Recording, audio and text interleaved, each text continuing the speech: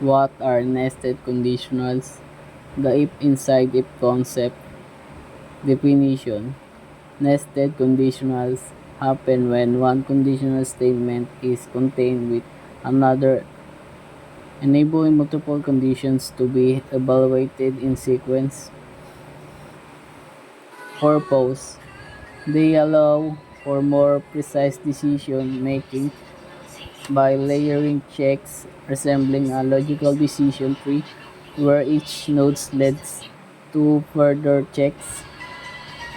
Example, an outer if checks user existence and an inner if validates password correctness, thereby enforcing multiple security conditions.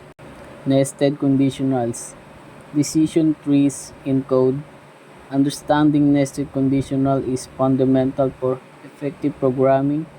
Nested conditionals occur when an if statement is placed inside another if or else block, allowing a program to make multiple layers of decisions based on different criteria.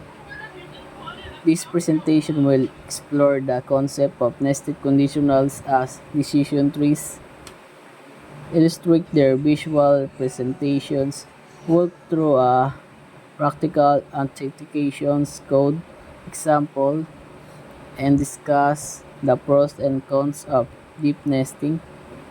Let's dive deeper into mastering this essential coding structure, visualizing the decision tree, flowchart, and diagrams. Branching structure.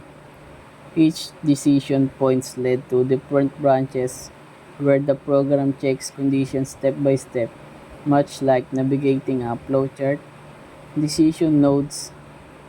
Every conditional acts as a node, where the outcome determines which path the logic will follow next, supporting complex layered checks. Code example, user authentication, username and password. 1. Check username. If the username exists in the database, proceed to password validation. 2. Check password. If the entered password matches the stored password for that username, current access. 3. Handle failures. Reject login attempts if username not found or password incorrect, providing feedback appropriately. Walkthrough. Tracing the logic of nested if statements. Start. Receive user input for username and password. Username check. If the username is valid, evaluate the password next.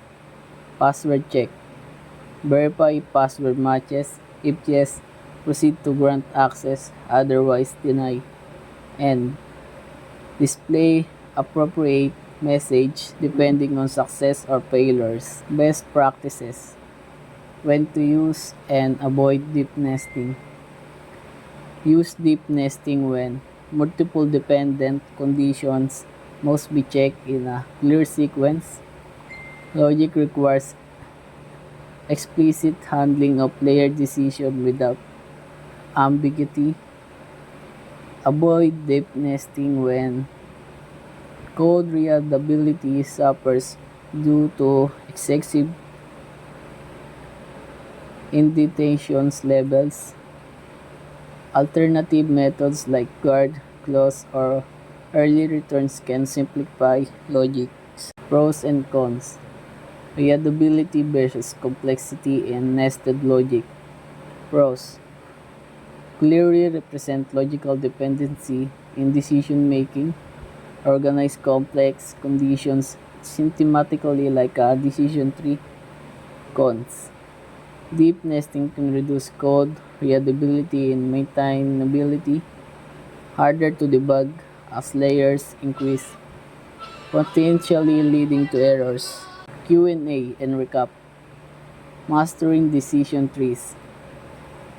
Key takeaways. Nested conditionals are powerful for complex decision making. acting as decision trees in code. Visual tools like flowcharts help understand the nested logic, improving coding accuracy and debugging. Next steps.